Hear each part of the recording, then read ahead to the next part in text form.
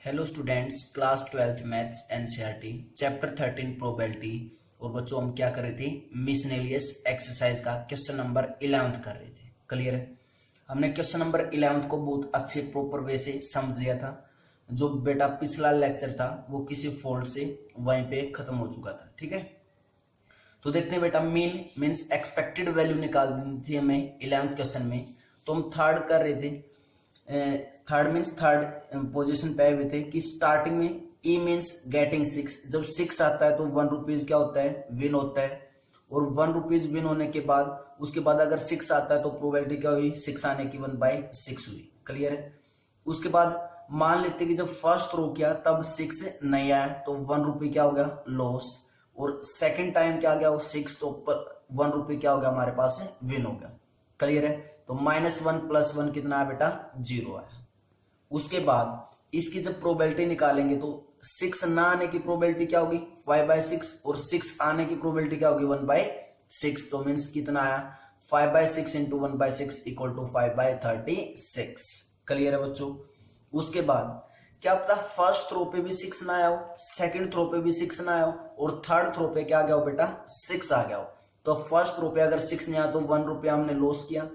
Second throw पे भी 6 नहीं आया तो 1 रुपये फिर से लॉस किया। थर्ड थ्रो पे अगर 6 आया तो हमने क्या किया? 1 रुपये विन हो गया। क्लियर है? तो -1 -1 + 1 तो कितना बचा? -1 बचा। क्लियर है बच्चों? तो जब प्रोबेबिलिटी निकालेंगे तो 6 ना आने की प्रोबेबिलिटी, ई बार का मतलब क्या है? 6 नहीं आएगा तो 6 ना आने की प्रोबेबिलिटी 5/6। देन सेकंड पोजीशन पे भी 6 नहीं आया तो मीन्स देन उसके बाद आल्सो 5/6 प्रोबेबिलिटी। उसके बाद अगर 6 आ चुका है तो और 6 की आने की प्रोबेबिलिटी क्या होती है? 1/6 होती है। क्लियर है बच्चों यहां तक? देन उसके बाद मल्टीप्लाई ऐड करेंगे बेटा, मल्टीप्लाई करेंगे तो 5 5 = 25 और डिवाइडेड बाय 6 को जब 3 टाइम्स मल्टीप्लाई करेंगे तो 216। क्लियर है? हमें क्या निकालना है? मीन निकालना है। मीन मीन्स एक्सपेक्टेड वैल्यू निकालनी है। और एक्सपेक्टेड वैल्यू कैसे निकालते थे हम? 13.4 एक्सरसाइज में करके आए थे कि जो एक्साइज होते हैं और जो P of x means probability होती है उनको कोरस्पॉन्डिंग क्या करते हैं? मल्टीप्लाई करते हैं।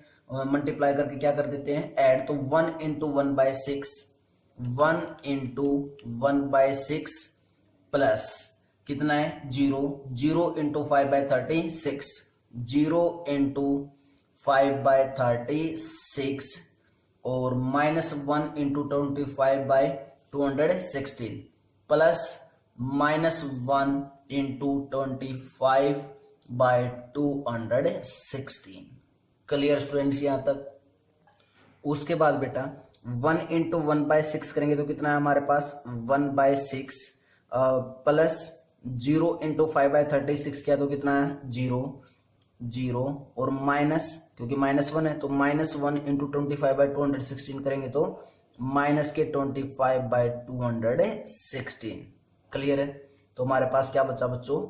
1/6 माइनस 25/216। एलसीएम लेंगे तो एलसीएम कितना है बच्चों? 216 इज एलसीएम। 6 से जब डिवाइड किया 216 को तो 36 36 × 1 इज आल्सो 36 माइनस के 25। तो माइनस करेंगे तो कितना है? 11/216। मीन्स जो एक्सपेक्टेड वैल्यू थी, जो एक्सपेक्टेड वैल्यू है मीन्स मीन है, वो कितना बेटा हमारे पास है? 11/216 आएगा। Clear students? क्वेश्चन बहुत ही अच्छा क्वेश्चन है बच्चों। Pause the video, note it down बेटा। क्वेश्चन नंबर 12 क्या बेटा? Suppose we have 4 boxes ABCD containing coloured marbles as given below.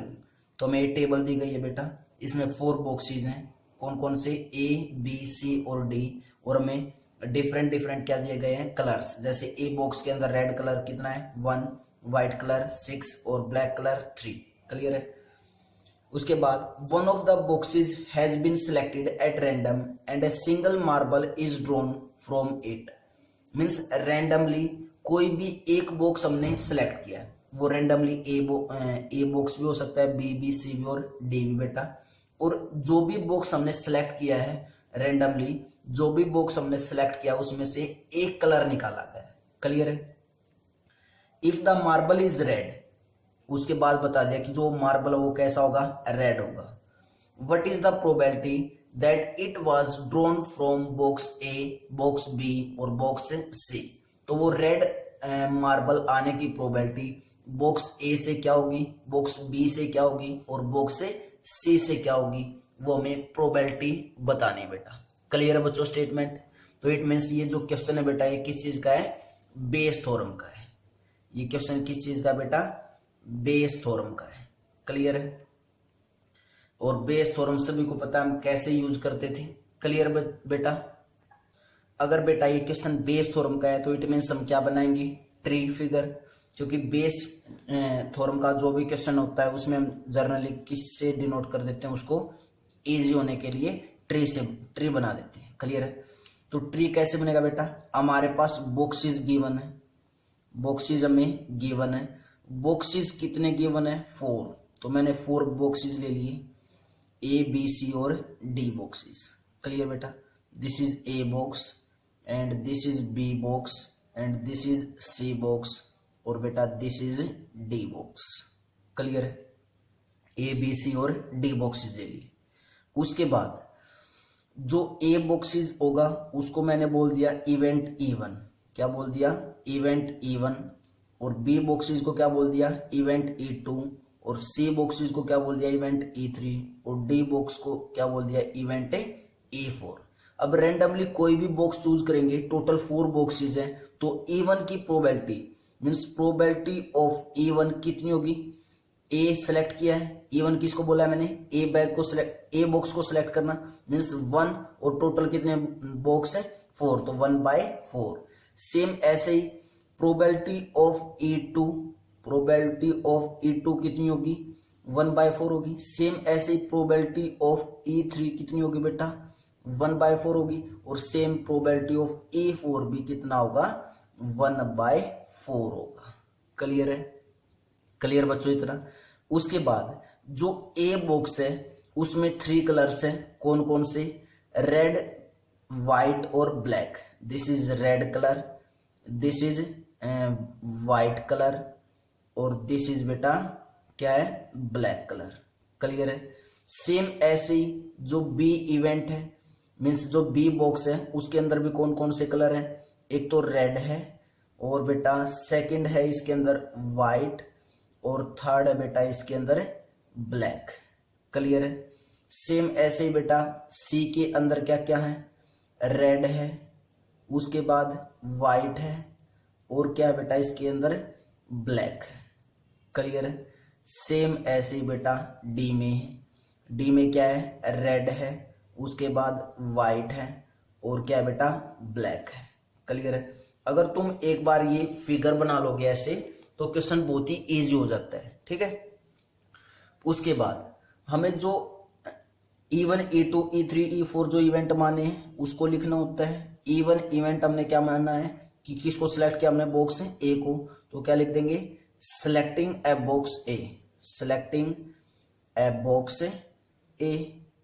और E2 इवेंट जो हमने मानना है बेटा वो क्या है कि selecting a box, selecting a box B. और E3 इवेंट जो हमने मानना है वो क्या है, selecting a box, selecting a box C. और E4 जो इवेंट है वो क्या बेटा हमारे पास है, selecting a box D. Clear है। उसके बाद एक इवेंट ए मानते थे मीन्स जो हमें इवेंट मीन्स जो मार्बल निकालना है, और किसके बारे में बोल रखा है, रेड मार्बल के बारे में बोल रखा है। तो ए इवेंट हमने मान लिया कि गेटिंग ए रेड मार्बल। कौन सा मार्बल निकालना, हमें रेड मार्बल निकालना है। क्लियर बच्चों। उसके बाद हमें जो रेड मार्बल निकालना है वो किस किस बॉक्स से निकालना है, ये तो ए इवेंट का नाम दिया बेटा, अब बॉक्स अलग है ए बी सी डी। ठीक है। कंफ्यूज मत होना कि ए को, ये ए बॉक्स को मैंने नाम ए दे दिया हो कहीं, नहीं, ये मैंने रेड मार्बल को इवेंट ए बोला है। अब ए बॉक्स से मैं रेड मार्बल के निकलने की प्रोबेबिलिटी बी से और सी से, ये प्रोबेबिलिटी में बतानी है। तो बेटा जब हम ए बॉक्स में जाएंगे, ए बॉक्स में उसमें से जो रेड मार्बल निकलेगा उसकी प्रोबेबिलिटी क्या होगी, उसकी प्रोबेबिलिटी क्या होगी, probability of probability of A by E1। A by E1 का मतलब क्या है, E1 इवेंट के अंदर, इस ए बॉक्स को मैंने इवेंट E1 नाम दे दिया है। E1 इवेंट के अंदर से ए मीन्स रेड मार्बल निकलने की पॉसिबिलिटी क्या होगी। देखो बेटा, रेड मार्बल कितने हैं बॉक्स में 1, और टोटल मार्बल कितने हैं 3 और 6 9, 9 और 1 10, तो मीन्स प्रोबेबिलिटी क्या होगी 1/10 होगी। क्लियर है।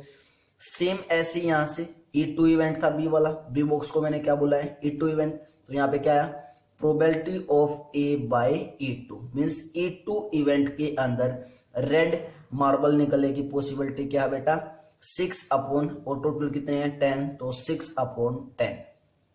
क्लियर है बच्चों। उसके बाद सेम E3 इवेंट से रेड मार्बल निकलने की पॉसिबिलिटी ए बाय E3 कितना होगा, सी बॉक्स से 8/10, 8/10। सेम ऐसे ही डी बॉक्स से निकलने की रेड मार्बल निकलने की पॉसिबिलिटी क्या होगी, probability of A by E4 कितनी होगी बेटा, रेड कितने मार्बल्स हैं 0, और टोटल मार्बल्स कितने हैं 6 और 4 10, तो 0/10 मीन्स क्या आ जाएगा वापस से 0। क्लियर है बेटा। हमारे पास हर जो चीज हमें चाहिए, जब हम बेस थ्योरम का फार्मूला यूज करेंगे वो हर एक चीज है, तो हम क्या वैल्यू नहीं निकाल सकती। हमें जो स्टार्टिंग में वैल्यू निकालनी है वो किसकी निकालनी है कि बॉक्स ए, जब बॉक्स ए को सिलेक्ट किया हो, बॉक्स ए को सिलेक्ट करने का मतलब क्या है probability of E1 by A, probability of E1 by A means box first से रेड मार्बल निकलने की प्रोबेबिलिटी कैसे आएगा, probability of E1 into probability of A by E1 divided by, नीचे क्या आते हैं सभी possible cases means probability of E1 into probability of A by E1 plus probability of E2 और इंटू में probability of A by E2 plus probability of E3 into probability of A by E3। Clear बच्चों। Then उसके बाद plus एक और इसके बाद क्या आएगा, स्पेस नहीं इसलिए मैं नीचे लिख रहा हूं बेटा, probability of E4 into probability of A by E4। Clear बच्चों। ये जो काम हम कर रहे हैं ये किसके लिए कर रहे हैं कि बॉक्स फर्स्ट से रेड मार्बल निकलने की प्रोबेबिलिटी क्या होगी। क्लियर है बच्चों। बेटा अब हमें इन सभी की वैल्यू पुट करनी है। प्रोबेबिलिटी ऑफ E1 कितना है 1/4 into probability of A by E1 कितना है 1/10। ये सभी वैल्यूज हमारे पास आ चुके हैं, तो सभी की क्या करनी है हमें वैल्यू पुट करनी है। तो करते हैं बेटा वैल्यू पुट। तो बेटा हमने क्या किया, सभी की वैल्यूज पुट कर दी। क्लियर है। उसके बाद 1/4 इंटू 1/10 ऊपर कितना है 1/4 इंटू 1/10 डिवाइडेड बाय, अब नीचे से 1/4 और 1/10 आई थिंक सभी में कॉमन निकाल सकते हैं। ये तो कंप्लीट जीरो ही हो जाएगा, इसको तो इंक्लूड ही नहीं करेंगे क्योंकि 0 इंटू 1/4 0, तो 1/4 इंटू 1/10 हमने क्या ले लिया कॉमन, तो 1/4 इंटू 1/2 कॉमन आ चुका, तो यहाँ पे क्या बचा 1 प्लस 1/4 बार और 1/10 भी बार, तो कितना बचा ओनली यहाँ पे 6 प्लस सेम यहाँ से कितना बचा 8 बचा। क्लियर बच्चों। 1/4 से 1/4 कैंसिल आउट, 1/10 से 1/10 कैंसिल आउट, तो कितना बचा हमारे पास 1/1 प्लस 6 प्लस 8 मीन्स 1/6 और 8 14 और 1 15। तो बेटा हमारे पास ए बॉक्स से रेड मार्बल निकलने की जो प्रोबेबिलिटी होगी वो कितनी होगी 1/15 होगी। क्लियर है। बॉक्स से बॉक्स फर्स्ट मीन्स बॉक्स ए से निकलने की। क्लियर है। सेम ऐसे हमने प्रोबेबिलिटी निकालनी है क्या कि जब बॉक्स सेकंड से निकलने की प्रोबेबिलिटी क्या होगी। क्लियर है। बॉक्स सेकंड से निकलने की प्रोबेबिलिटी मीन्स E2 बाय ए। ये मत सोचना बेटा कि बॉक्स बी है तो यहाँ पे बी आना चाहिए। बॉक्स बी को हमने क्या मान रखा है E2 इवेंट मान रखा है, और ए मीन्स ए बॉक्स नहीं है, ये ए मीन्स बेटा रेड मार्बल निकलने की। क्लियर है। क्योंकि ए को हम क्या मान के आ चुके हैं कि रेड मार्बल निकल रहा है, गेटिंग है रेड मार्बल ए इवेंट को। क्लियर है। इसका फार्मूला क्या होगा probability of E2 into probability of A by E2 divided by सभी possible cases means probability of E1 into probability of A by E1 plus probability of E2 into probability of A by E2 plus probability of E3 into probability of A by E3 plus probability of E4 into probability of A by E4। Clear है बच्चों।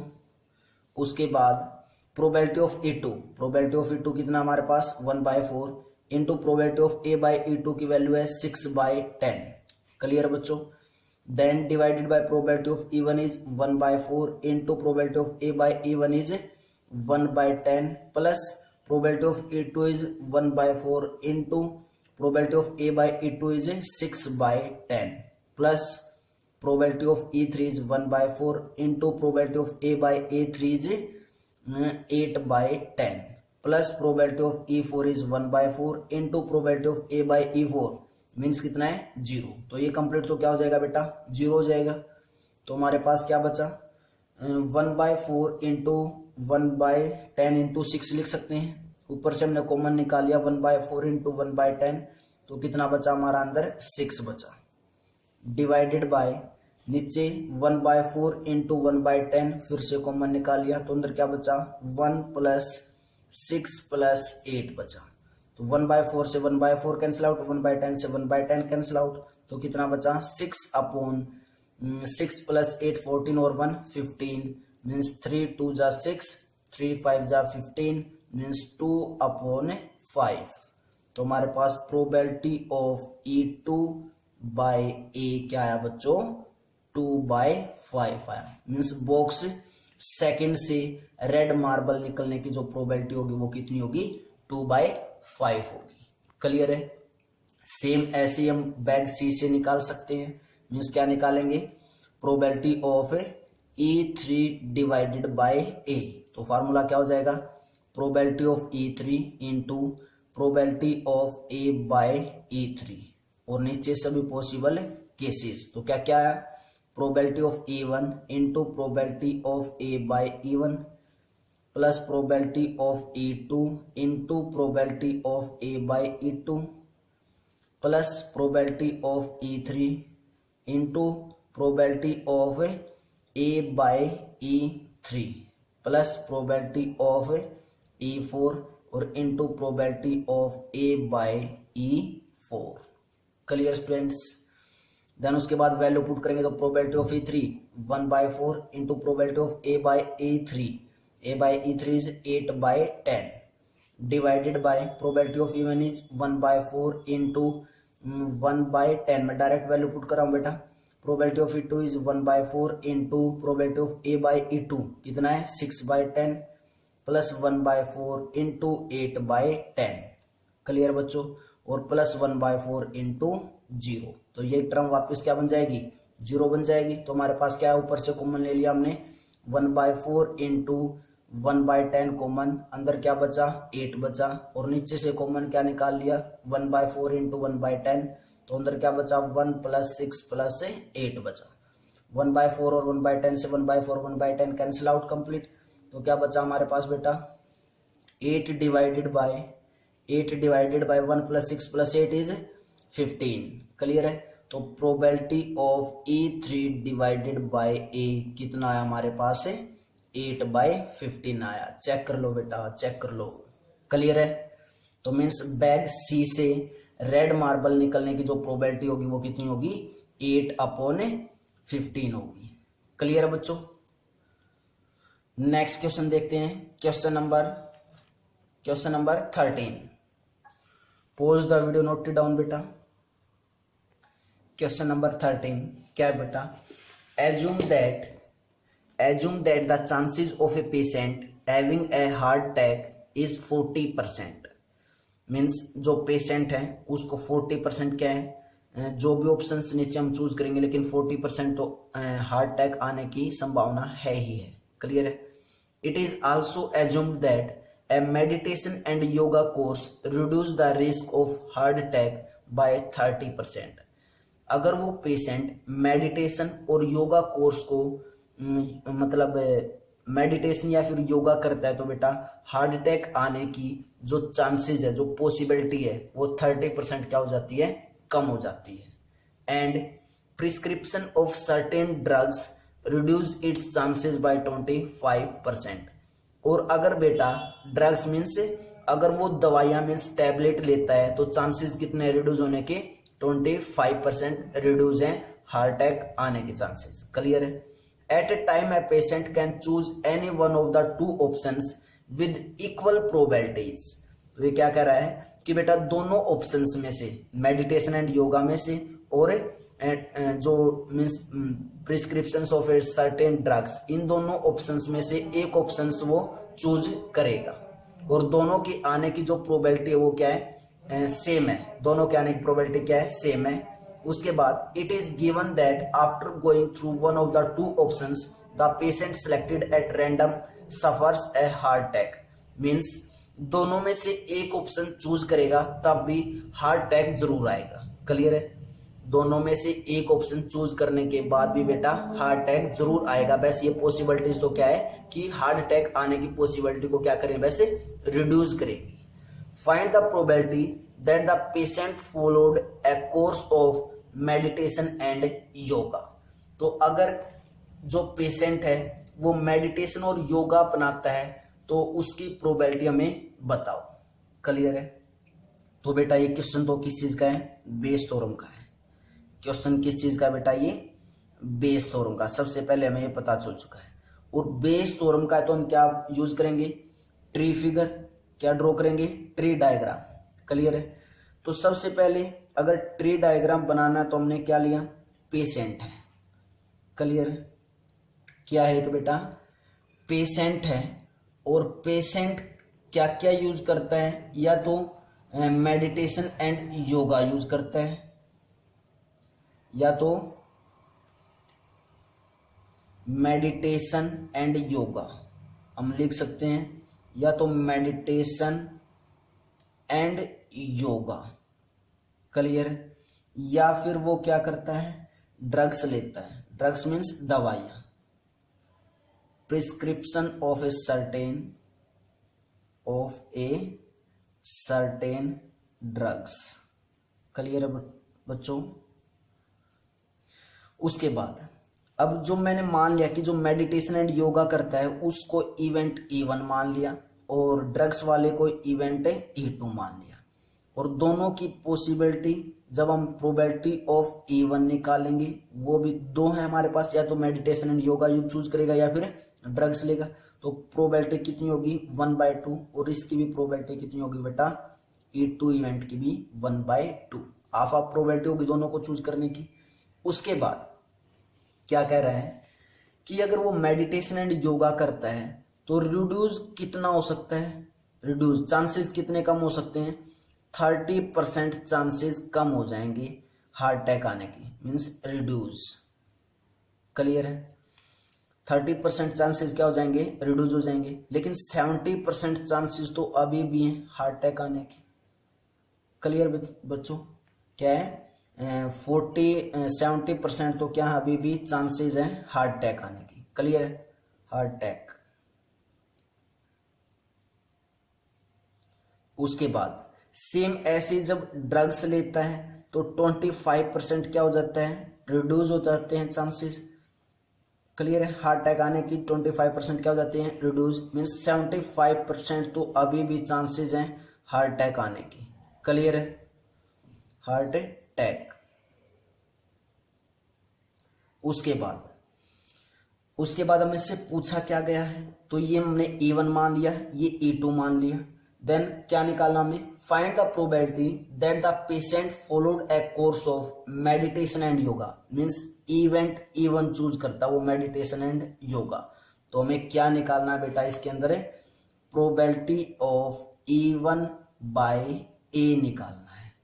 Probability of E1 by A find out करना है। Clear है। तो सबसे पहले तो हम इवेंट E1 को और इवेंट E2 को जो हमने मानना है वो कर देते हैं डिफाइन। इवेंट E1 हमने क्या मानना है बेटा, मेडिटेशन एंड योगा। बेटा ये डिफाइन जरूर करने हैं, ये मत सोचना कि हमने ऊपर लिख दिया तो यहीं से टीचर समझेगा, नहीं, डिफाइन करने पड़ेंगे, ठीक है।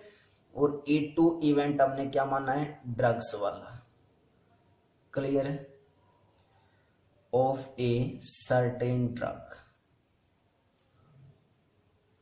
उसके बाद एक इवेंट ए मानते हैं, इवेंट ए क्या है कि उसको हार्ट अटैक तो आना ही आना है, या फर्स्ट ऑप्शन चूज करे या सेकंड ऑप्शन चूज करे, हार्ट अटैक जरूर आएगा, क्लियर है। तो ए क्या हमारा, सफर्स ए हार्ट अटैक,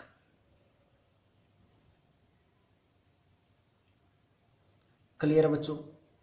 उसके बाद हमें प्रोबेबिलिटी ऑफ E1 मिल चुका है, प्रोबेबिलिटी ऑफ E2 मिल चुका है, हमें क्या और निकालना है, हार्ट अटैक तो आएगा ही आएगा, और हार्ट अटैक आने की पॉसिबिलिटी यहाँ पे कितनी है, 70% है, क्लियर है। मीन्स हमें क्या निकालना है, probability of A upon E1 निकालना है।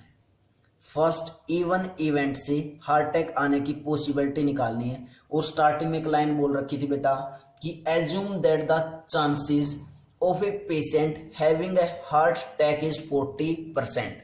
मीन्स 40% तो है ही हैं, साथ में कितने भी हैं, 70% भी हैं। तो क्या आएगा, 70% इंटू में 40%, क्लियर है बच्चों।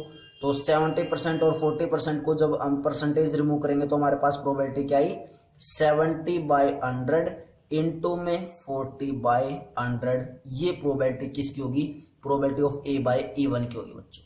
सेम ऐसे ही E2 इवेंट से हार्ट अटैक आने की जब प्रोबेबिलिटी निकालेंगे, means probability of A/E2, clear है। मीन्स E2 इवेंट के अंदर से हार्ट अटैक आने की पॉसिबिलिटी, मीन्स प्रोबेबिलिटी क्या होगी, ये होगी बेटा 75% और इनटू स्टार्टिंग में कितनी बोल रखी है, 40%, क्लियर है। तो हमारे पास क्या है, 75/100 इंटू में 40/100।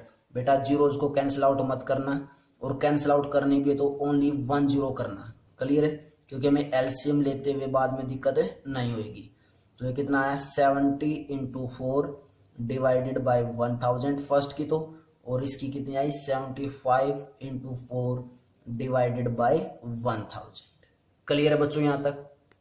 उसके बाद हमें क्या निकालना है, प्रोबेबिलिटी ऑफ E1/A निकालना है। फार्मूला यूज करते हैं इसका, क्या होता है बेटा फार्मूला, तो फार्मूला क्या बनेगा बेटा हमारा, probability of E1/A equal to probability of E1 into probability of A/E1 divided by probability of E1 into probability of A/E1 plus probability of E2 into probability of A/E2, clear है। हमारे पास value सभी given है, put करनी है।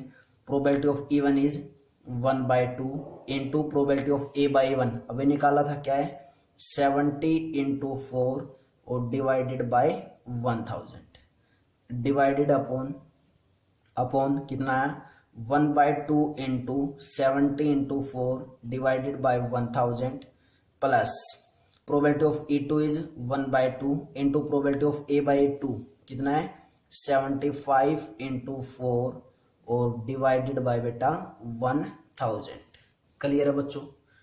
हमारे पास देखो ऊपर 1/2 नीचे भी 1/2 है, दोनों में, ऊपर 4/1000 नीचे भी दोनों में 4/1000 दोनों में है। तो हम निकाल सकते हैं यहाँ से क्या, एक तो 1/2 कॉमन निकाल लिया ऊपर से, और एक 4/1000 निकाल लिया, और क्या बचा इंटू 70, ठीक है। नीचे से कॉमन निकाल लेते हैं 1/2 इंटू 4/1000, कॉमन निकालेंगे 1/2 इंटू 4/1000 तो कितना बचा अंदर 70, प्लस यहाँ पे कितना बचा बेटा 75 बचा। तो 1/2 से 1/2 कैंसिल आउट, 4/1000 से 4/1000 कैंसिल आउट, तो कितना बचा ऊपर 70 और नीचे 70 प्लस 75। बेटा स्पीड से 70 कैंसिल आउट मत कर देना, क्योंकि नीचे क्या है प्लस है, ठीक है। तो 70 डिवाइडेड बाय 145, 5 1 जा 5, 5 4 जा 20, 5 2 जा 10 और 5 9 जा 45, तो कितना आया 14/29। क्लियर है बेटा, क्लियर है बेटा। आंसर चेक कर लो, चेक करो बच्चों, क्या आएगा आंसर। प्रोबेबिलिटी ऑफ E1/A क्या हमारे पास 14/29। चेक कर लो, यही है बेटा आंसर, चेक कर लो। Pause the video, note it down बेटा। क्वेश्चन नंबर 14 देखते हैं स्टूडेंट्स। क्वेश्चन नंबर 14 अच्छा क्वेश्चन है, वैसे तो 1 या 2 मार्क्स में जरूर पूछे जाते हैं ऐसे क्वेश्चन, लेकिन बेटा ये डिटरमिनेंट से रिलेटेड है। क्या है, और डिटरमिनेंट का हम चैप्टर कर चुके हैं। क्या बेटा 14 question, if each element of A second order determinant, if each element of A second order determinant is either 0 और 1। लैंग्वेज को समझा करो बेटा, क्या कह रहा है क्वेश्चन, क्या कह रहा है बेटा लैंग्वेज में कि 2 ऑर्डर का एक डिटरमिनेंट है, उसके अंदर जो एलिमेंट्स होंगे, 2 ऑर्डर का एक डिटरमिनेंट है, उसके अंदर जो भी एलिमेंट्स होंगे या तो 0 होंगे या फिर 1 होंगे, बस 0 और 1 होंगे, उसके अलावा कोई भी एलिमेंट और नहीं होगा। क्लियर है। What is the probability that the value of determinant is positive. तो हमें प्रोबेबिलिटी फाइंड आउट करनी है कि जब डिटरमिनेंट क्या है, पॉजिटिव आए। डिटरमिनेंट हमेशा क्या है, पॉजिटिव आए, क्योंकि डिटरमिनेंट निकालना होता है हमें। देन उसके बाद हमें हिंट दे रखी है कुछ कि क्या, assume that the individual entries of the determinant are chosen independently, each value being assumed with the probability 1/2। इसको छोड़ो बच्चों, स्टेटमेंट दोबारा से रीड करते हैं। क्या, if each element of A second order determinant is either 0 और 1, मींस एक डिटरमिनेंट है और वो डिटरमिनेंट किस ऑर्डर का है, 2 ऑर्डर का है, और उसके अंदर जो भी एलिमेंट होंगे वो सभी एलिमेंट या तो 0 होंगे या फिर क्या हो सकते हैं, 1 हो सकते हैं। What is the probability that the value of the determinant is positive. हमें प्रोबेबिलिटी फाइंड आउट करनी है जब डिटरमिनेंट क्या हो, पॉजिटिव आए। क्लियर है। तो सबसे पहले जो डिटरमिनेंट होंगी, जिसका डिटरमिनेंट पॉजिटिव होगा, वो लिख लेते हैं। पॉसिबिलिटी क्या क्या होंगी, जैसे 1 0 और 0 1, ये एक 2 ऑर्डर का डिटरमिनेंट है बेटा, और इसके अंदर जो एंट्रीज वो मैंने क्या यूज की है, या तो 0 यूज की या फिर 1 यूज की है। ठीक है। और इसका जब डिटरमिनेंट निकालेंगे तो 1 × 1 1 -0, तो 1 डिटरमिनेंट इज पॉजिटिव। उसके बाद सेकंड डिटरमिनेंट लिखा, उसका वो क्या लिखा 1 1 0 1, इसका भी डिटरमिनेंट पॉजिटिव होगा।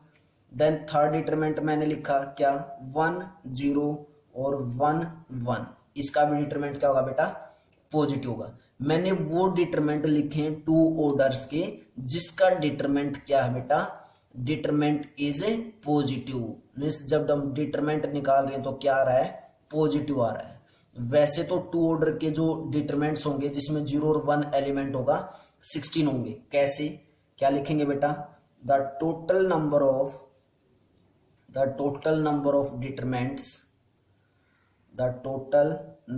Of determinants of second order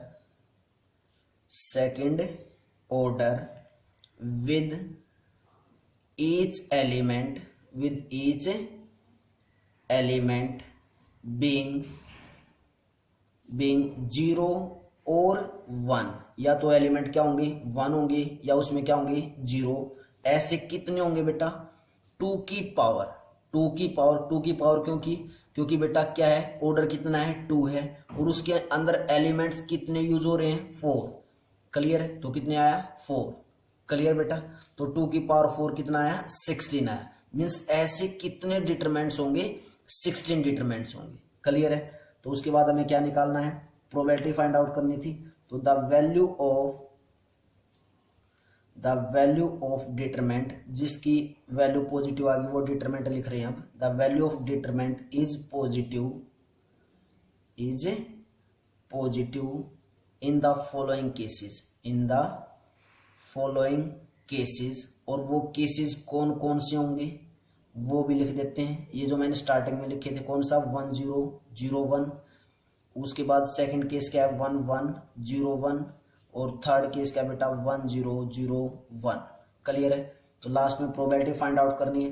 तो रिक्वायर्ड प्रोबेबिलिटी क्या आ जाएगी हमारे पास, required probability favourable number of cases कितने हैं 3, 1, 2, 3 3 डिटरमिनेंट्स का जो डिटरमिनेंट आ रहा है क्या आ रहा है पॉजिटिव, और टोटल केसेस कितने बन रहे हैं डिटरमिनेंट 16। तो प्रोबेबिलिटी क्या है हमारे पास बेटा 3/16। चेक कर लो बेटा, चेक कर लो। क्लियर बेटा, pause the video, note it down. Question number 15 देखते हैं बच्चों। An electronic assembly consist of 2 सब सिस्टम्स से ए एंड बी। 2 सब सिस्टम है बेटा। क्वेश्चन नंबर 15, 2 सब सिस्टम। कुछ क्वेश्चन बेटा ऐसे हैं जिसमें थोड़ी सी ट्रिक यूज होगी। वो 2 सब सिस्टम कौन कौन से हैं, एक तो ए है और एक क्या बेटा बी है। क्लियर है। From previous testing procedures the following probabilities are assumed to be known. क्या probability of A fails means जब हमें दे रखा है कि प्रोबेबिलिटी ऑफ ए फेल्स, जब ए फेल्स होता है मीन्स ए सिस्टम मीन्स कुछ ना कुछ इसमें सिस्टम है तो कुछ और भी होंगे। तो ए सिस्टम जब फेल होता है तो उसकी प्रोबेबिलिटी दे रखी है हमें 0.2। उसके बाद probability of B fails alone, ध्यान दो बेटा क्या बोला है वर्ड अलोन। क्लियर है। बी फेल्स अलोन होता है तो कितनी है प्रोबेबिलिटी 0.15। और उसके बाद है probability of A and B fail, A और बी फेल होता है तब कितना है 0.15 है। क्लियर है। उसके बाद मैंने मान लिया कि जब ए फेल्स होता है, लेट कर लिया कि जब ए फेल्स होता है उसको मैंने इवेंट बोल दिया ई, ठीक है। और जब बी फेल्स होता है, मैंने अलोन नहीं लगाया बच्चों, ध्यान रखना है। जब बी फेल्स होता है तो उसको मान लिया मैंने इवेंट एफ और ई। क्लियर है। तो मैं ए फेल्स पे इवेंट ई लिख सकता हूं, means probability of E is 0.2। Clear है। क्या मैं यहाँ पे बी फेल्स अलोन पे भी एफ लिख सकता हूं? नहीं बेटा, क्योंकि ये ओनली मैंने बी फेल्स लिखा है और यहाँ पे बी फेल्स अलोन है। क्लियर है। यहाँ पे लिखते हैं हम probability of A and B fail, A और बी फेल है ना, अलोन नहीं है, तो इट मीन्स दोनों का कंबाइन है। और एंड मीन्स क्या होता है इंटरसेक्शन। तो प्रोबेबिलिटी ऑफ ए क्या माना है इवेंट, तो ई इंटरसेक्शन, बी फेल क्या माना है एफ इवेंट, तो ई इंटरसेक्शन एफ इज 0.15। क्लियर है। इसका हम डायग्राम से करते हैं बच्चों। क्या है, ऐसे हमारे पास एक सिस्टम ई है और एक सिस्टम क्या है बेटा हमारे पास है एफ है। क्लियर है। एक सिस्टम ई है और एक सिस्टम एफ है। उसके बाद हम बी पार्ट को लिखेंगे कि कैसे निकालेंगे ओनली बी का फेल का, ठीक है। कैसे निकलेगा, अब सिस्टम ई और सिस्टम एफ है, दोनों की प्रोबेबिलिटी कितनी है 0.15। इट मीन्स दोनों की इंटरसेक्शन की, तो इंटरसेक्शन में तो यही पार्ट आया होगा बेटा, इंटरसेक्शन में जो पार्ट आया होगा बेटा वो यही तो पार्ट आया होगा। मैं रेड पेन से इसको डार्क कर देता हूं। जो इंटरसेक्शन के अंदर आएगा वो तो यही पार्ट होगा, मीन्स दोनों का कंबाइन जो होगा वो क्या होगा हमारे पास है ई इंटरसेक्शन एफ, और इसकी प्रोबेबिलिटी कितनी है 0.15। क्लियर है। अब जब इन्होंने ये बोला है कि ई की, या फिर हम यहाँ पे बोल सकते हैं कि probability of B fails alone, B fails alone means B fail को क्या बोल रखा है मैंने एफ बोल रखा है, तो मैं यहाँ पे ये भी लिख सकता हूँ कि probability of F alone, probability of F alone कितना दे रखा हमें 0.15 दे रखा है। एफ अलोन का मतलब, अब अगर एफ अलोन में, अब एफ तो ये कंप्लीट है, ये सिस्टम कंप्लीट एफ है, एफ अलोन में क्या आएगा, एफ अलोन में तो बेटा यही पार्ट आएगा, ये ओनली जो अब मैं ब्लैक पेन से कर रहा हूं ये पार्ट किस में आएगा एफ अलोन में, क्योंकि ये जो अदर पार्ट है इंटरसेक्शन का वो तो किस में भी जा चुका है ई में भी जा चुका है, तो एफ अलोन में तो यही आएगा। क्लियर है। एफ अलोन में तो यही आएगा ना। क्लियर है बेटा। तो हम अगर मैंने कंप्लीट इस एफ का निकालना है, कंप्लीट इस एफ का निकालना है तो हम कैसे निकालेंगे, कंप्लीट एफ का निकालना है तो हम कैसे निकाल लेंगे, इस प्रोबेबिलिटी ऑफ एफ अलोन को मैं लिख सकता हूं क्या, एफ अलोन को ऐसे लिख सकता हूं क्या, क्या कि probability of F minus probability of E intersection F. अगर मैं प्रोबेबिलिटी ऑफ एफ मीन्स इस कंप्लीट में से अलोन की, एफ अलोन की निकालने का मतलब ब्लैक पेन वाला निकाल रहे हैं, और एफ अलोन निकालना तो बेटा कंप्लीट में से अगर मैं ये इंटरसेक्शन वाला माइनस कर दूं तो क्या एफ अलोन का नहीं बच जाएगा। क्लियर है ना। इतना मैं जो बताना चाहता हूँ समझाना चाहता हूँ बेटा वो तुम्हें क्लियर है या नहीं। ठीक है, मीन्स एफ अलोन का निकालना है तो मैं ब्लैक पोर्शन निकालना, और ब्लैक पोर्शन कब निकलेगा, जब इस कंप्लीट में से मैं ये इंटरसेक्शन की प्रोबेबिलिटी क्या कर दूं माइनस। तो P F of alone, F alone हमें गिवन है 0.15। क्लियर है, और प्रोबेबिलिटी ऑफ एफ हमें गिवन नहीं है, minus probability of intersection F given है 0.15। क्लियर है, ये माइनस की टर्म इस साइड आएगी तो प्लस, तो 0.15 plus 0.15 equal to probability of F, means 0.30 equal to probability of F. तो हमारे पास कितना आया 0.30 is A probability of F आ गया। क्लियर है, उसके बाद हमें जो फर्स्ट पार्ट में निकालना बेटा, जो हमें पूछा गया वो क्या पूछा गया है कि probability of A fails oblique B has failed, means B पहले से फेल हो चुका है और ए के फेल के होने की प्रोबेबिलिटी हमें बतानी है। क्लियर है, क्या बताना हमें, probability of A fails oblique B has failed, means B failed हो चुका है और हमें ए के होने की प्रोबेबिलिटी बतानी है। तो प्रोबेबिलिटी ऑफ ए फेल्स क्या माना था हमने ई, और बी फेल्ड क्या माना था हमने एफ। तो probability of E bye F किसके इक्वल होता है, probability of E intersection F divided by probability of F. Probability of intersection F is 0.15 divided by probability of F is 0.30। Decimal को remove करोगे तो बेटा 15/30 मीन्स 15 1 जा 15, 15 2 जा 30, तो कितना आया 1/2 आया। क्लियर है बच्चों। सेम ऐसे ही सेकंड पार्ट निकालेंगे। सेकंड पार्ट में क्या है, probability of A fails alone बोला है, ए फेल्स अलोन मीन्स ए के फेल होने की प्रोबेबिलिटी। ए फेल्स अलोन का मतलब क्या है, ए किसको बोल रखा है मैंने, ई को, तो हम यहाँ पे लिख सकते हैं कि प्रोबेबिलिटी ऑफ ई अलोन। और जब ई अलोन को निकालेंगे तो ध्यान दो बेटा, जब इस ई अलोन को निकालेंगे तो जो पोर्शन आएगा मैं पेंसिल से कर देता हूं, ये ब्लैक वाला पोर्शन तो कौन सा बेटा हमारा एफ अलोन है, मैं लिख देता हूं ब्लैक वाला पोर्शन क्या है हमारा एफ अलोन, और उसके बाद जो पेंसिल से कर रहा हूं ये क्या हमारा पोर्शन है, तुम्हें बिल्कुल अच्छे से क्लियर हो जाएगा अगर हमने अलग अलग शेड किया है। क्लियर है, जो मैंने अभी अभी पेंसिल से किया है ये कौन सा पोर्शन है बेटा हमारा, ये पोर्शन हमारा ई अलोन है। क्लियर है, कौन सा पोर्शन है ये ई अलोन। आई थिंक तुम्हें अब कोई डाउट नहीं रहेगा, मैंने फिगर में क्लियरिटी बना दी है। तो P alone means P probability of E alone means इस ई अलोन की निकालने, तो इसकी कैसे निकलेगी, जब कंप्लीट ई की प्रोबेबिलिटी में से मैं इंटरसेक्शन की माइनस कर दूं, कंप्लीट में से किसकी माइनस कर दे बेटा, इंटरसेक्शन एफ की प्रोबेबिलिटी माइनस, तो मीन्स क्या हमारे पास probability of E minus probability of E intersection F. Clear है, तो probability of E is 0.2 minus probability of intersection F is 0.15 means कितना है बेटा हमारे पास है 0.05 आया। क्लियर है बच्चों, मीन्स हमारे पास प्रोबेबिलिटी ऑफ ई अलोन कितना आ गया 0.05 आ गया। चेक कर लो बच्चों, चेक कर लो, दोनों आंसर चेक करो क्या आएगा। क्लियर स्टूडेंट्स, तो बेटा कमेंट बॉक्स में कमेंट करके जरूर बताया करो कि तुम्हें क्वेश्चन प्रॉपर वे से समझ में आ रहे हैं या नहीं आ रहे हैं। मैं बहुत बार बोलता हूँ कि बेटा कमेंट बॉक्स में कमेंट करो, क्योंकि बेटा मैं अगर तुम्हें समझ में ही नहीं आएंगे तो मेरा करने का कोई फायदा नहीं होगा। ठीक है, तो रिस्पॉन्स जरूर दिया करो बच्चों, कैसा तुम्हें लेक्चर लगा है उसका भी रिस्पॉन्स दिया करो, क्योंकि जब तुम रिस्पॉन्स करोगे तभी तो मैं और प्रॉपर वे से और रिस्पॉन्सिबिलिटी से क्या बनाऊंगा, लेक्चर बनाऊंगा। क्लियर बच्चों, तो pause the video, note it down बेटा।